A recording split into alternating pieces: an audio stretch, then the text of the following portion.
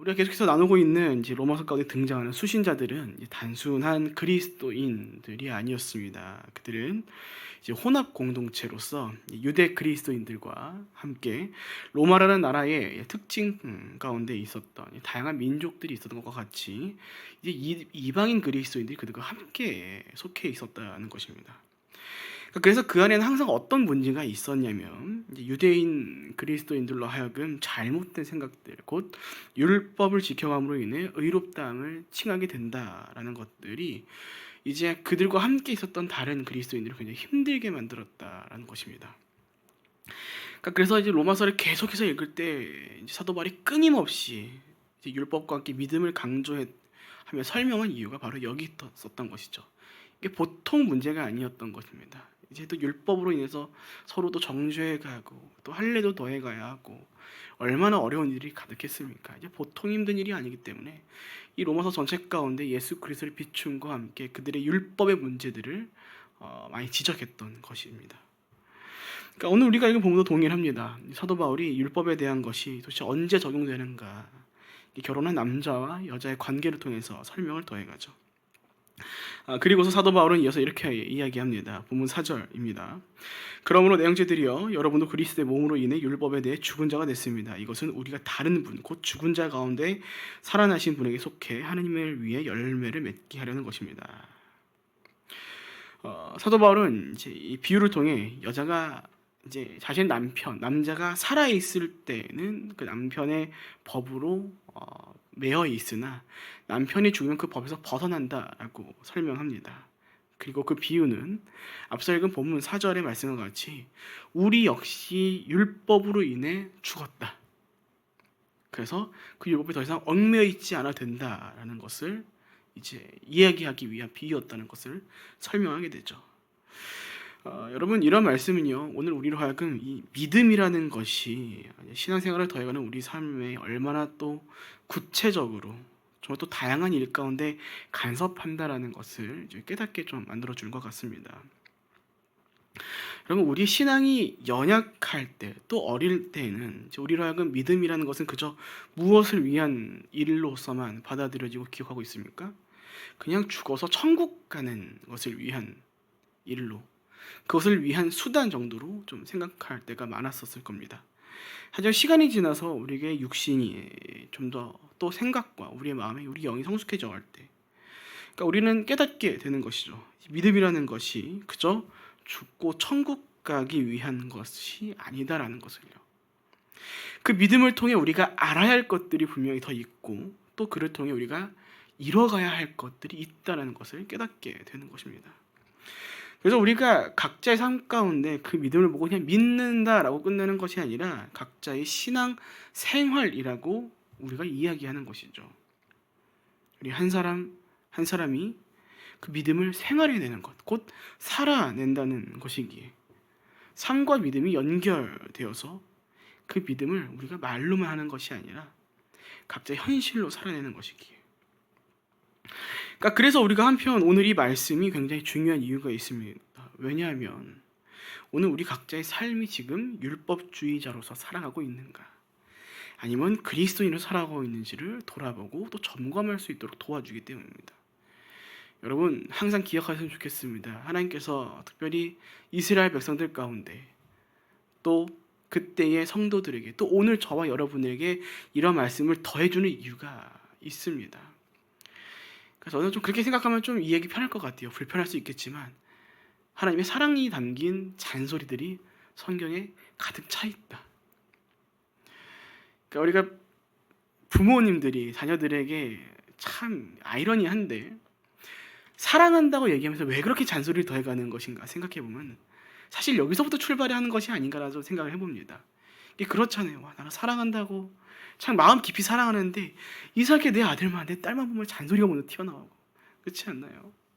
물론 그게 자신의 분노와 자신의 잘못된 감정을 가지고서 그것을 쏟아내기 위해서도 잔소리하면 안 되겠지만 오늘도 많은 부모님들이 자녀들을 위해서 사랑을 담아서 정말 온 마음과 힘을 다해서 그 아이를 위해서 그 얘기를 더해갈 때 이상하게 자녀들이 잔소리를 듣는다는 것이죠.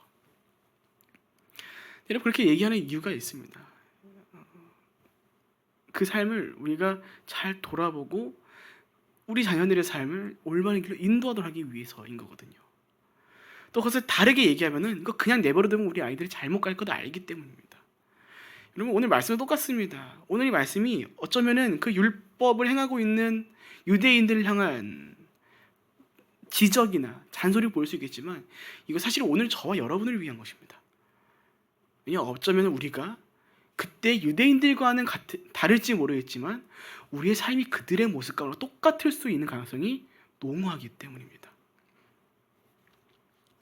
그러니까 앞서 읽은 본문 4절을 보면 그리스도의 죽음은 믿은 자들로 하여금 율법에 대해 죽도록 하기 위한 것이라고 나옵니다.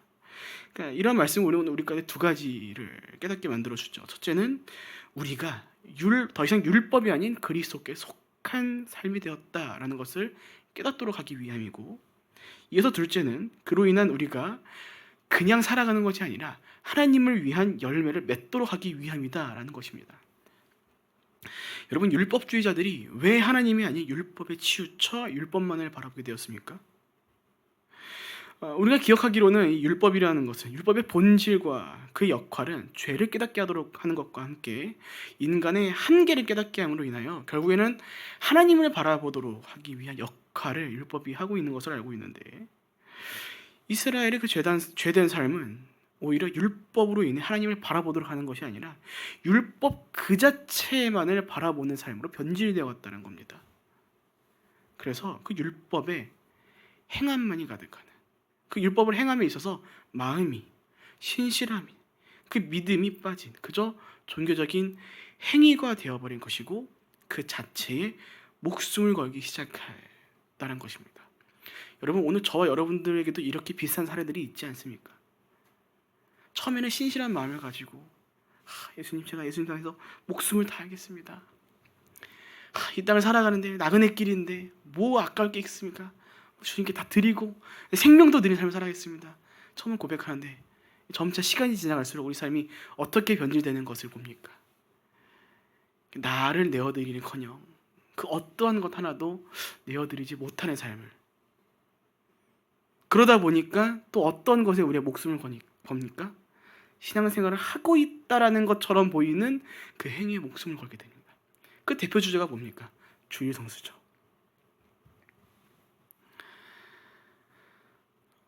제가 이제 아이들을 담당했을 때는, 특히 중고등부나 청년들을 담당했을 때는 좀 잔소리처럼 하는 게 무엇이면 그거였습니다. 내 토요일까지도 봐준다.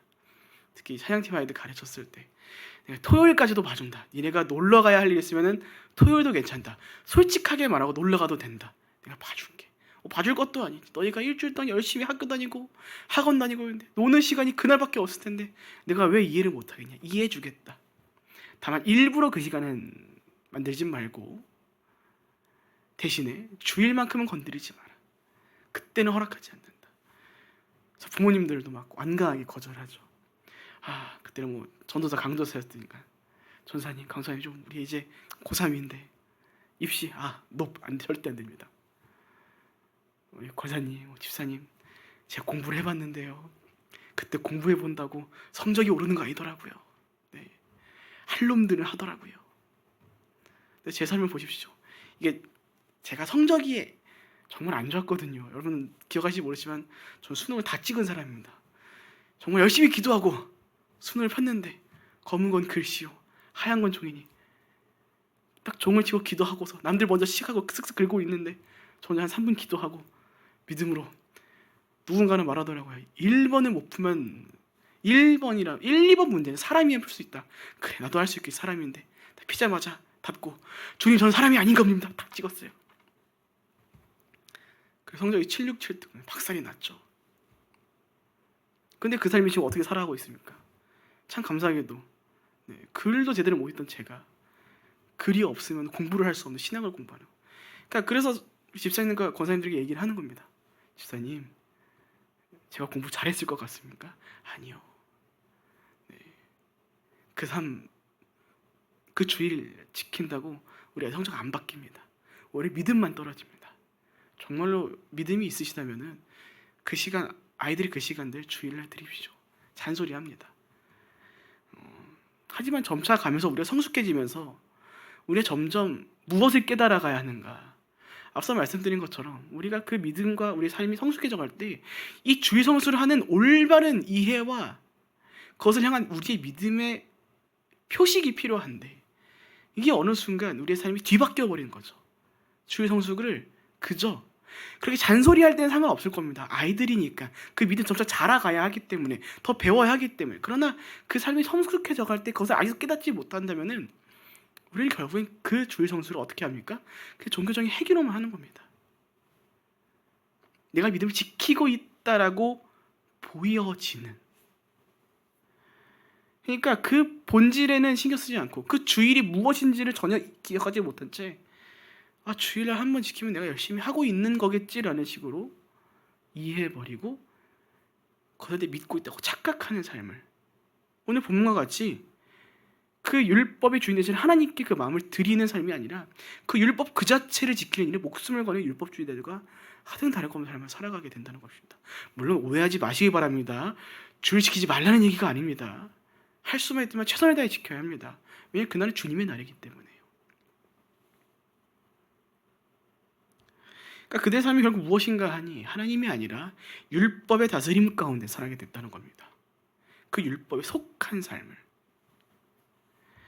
그러다 보니 그들이 바라보고 행하는 삶은 결국에는 율법을 기준으로 하여금 죄인과 의인을 나누는 것을 그들이 펼쳐갔으며, 이는 그저 자신만을 향한 것이 아니라 타인을 향한 기준이 되어서 특권 의식과 함께 다른 이들을 향한 정죄함의 도구가 되어버렸다는 것이죠. 그러니까 오늘 저와 여러분의 삶이 이럴 수 있다는 것입니다.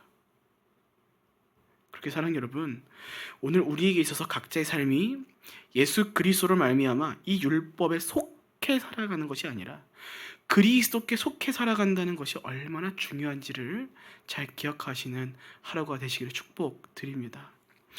율법에 속해 율법과 함께 살아갔던 그 율법주의자들은요, 그 잘못된 믿음의 문제가 자신의 속사람한 문제들을 일으키는 것이 아니라 각자의 삶의 현실의 영역에도 영향을 끼쳐갔습니다.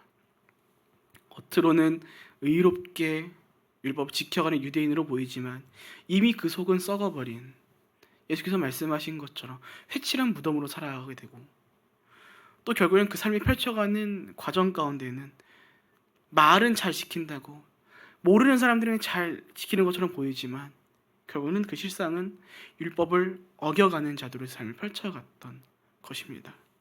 여러분, 우리도 동일합니다. 각자의 믿음의 삶이 그리스도께 속한, 그리스도와 함께하는 삶을 살아갈 때 우리는 비로소 율법주의자들과 같은 삶이 아니라 믿음으로, 예수께서 말씀하신 것 빛과 소금으로서의 역할들을 펼쳐가는 삶을 살아갈 수 있게 될 것입니다. 믿음이 아닌 율법에 속할 때 우리는 계속해서 범죄할 수밖에 없습니다. 자유로울 수 없습니다. 그러나 믿음은, 그 믿음의 주 되시는 그리스도는 우리를 자유케 합니다. 오늘 저와 여러분은 어떻습니까? 진정 우리를 위해 죽으신 예수 그리스도를 믿음으로 인해 율법의 자유를 누리고 계십니까? 그렇다면 우리는 그분께 속한 자들입니다. 헬라어 단어의 의미와 같이 그분과 함께 동행하는 사람들입니다. 그런 삶이 율법주의자가 같을 수 있겠습니까? 그럴 수 없습니다. 그러니까 이를 반대로 얘기하자면은 각자의 삶을 돌아보므로 나는 오늘 무엇에 속하여 있는가를 점검해 볼 수 있다는 것입니다. 그렇게 기억하시기 바랍니다. 예수님께서 죽으심으로 인해 우리는 율법으로부터 벗어나 그리스도께 속하게 되었습니다. 우리 본문 4절 다시 한번 읽습니다. 그러므로 내 형제들이여, 여러분도 그리스도의 몸으로 인해 율법에 대해 죽은 자가 됐습니다. 이것은 우리가 다른 분, 곧 죽은 자 가운데서 살아나신 분에게 속해 하나님을 위해 열매를 맺게 하려는 것입니다. 예수님께서 죽으심으로 율법에 대해 죽은 자가 되었다라는 것은 앞서 말씀드린 것처럼 우리로 하여금 더 이상 율법이 아닌 예수 그리스도께 속하도록 하기 위함이었다라는 것을 이야기합니다. 그러나 사도 바울은 그것으로 끝나는 것이 아니라 한 가지를 더하여 주죠. 바로 우리가 이제는 하나님을 위해 열매를 맺도록 하기 위한 삶을 살도록 하기 위함이다라는 이유가 더해져 있다라는 것입니다. 그렇다면 그 열매가 무엇인가 하니 다음 절이 본문 5절에서 사도 바울은 우리가 육신에 있을 때는 율법으로 인해 죽음에 이르는 열매를 맺었었다라고 이야기합니다. 죽음에 이르는 열매 무엇입니까? 그러니까 죄로 인한 것이죠. 육체의 소욕인 것입니다. 그 육체의 소욕의 끝이 바로 우리가 기억하는 것처럼 죽음에 이르는 열매인 것이죠. 그러나 사도 바울은 이렇게 이야기합니다. 갈라디아서 5장 18절, 너희가 만일 성령이 인도하시는 바가 되면 율법 아래 있지 아니하리라. 성령께서 인도하시는 바, 곧 본체 한 분 되시는 하나님께서 그분의 아들이신 그리스도께 속할 때 그분과 함께 동행함으로 우리가 인도함을 받을 때 우리는 더 이상 율법 아래 있지 않게 된다는 겁니다. 그럴 때 우리가 어떻게 된다고요? 본문 6절에 말씀한 것 같이 그리스도로 인하여, 여러분 잘 기억하셔야 합니다. 내 스스로 한 게 아닙니다. 그리스도로 인한 것입니다. 우리의 믿음은 철저하게 우리 간에 믿음을 더해 주신, 아니 이미 창조의 때부터 우리는 그 창조의 모든 본질이, 그 창조의 모든 수순이 하나님으로부터 이끌림 받는 삶을 살아갈 수밖에 없는 존재다라는 겁니다. 결코 그 안에는 나의 어떠한 수고와 노고와 어떠한 공로가 있을 수 없습니다.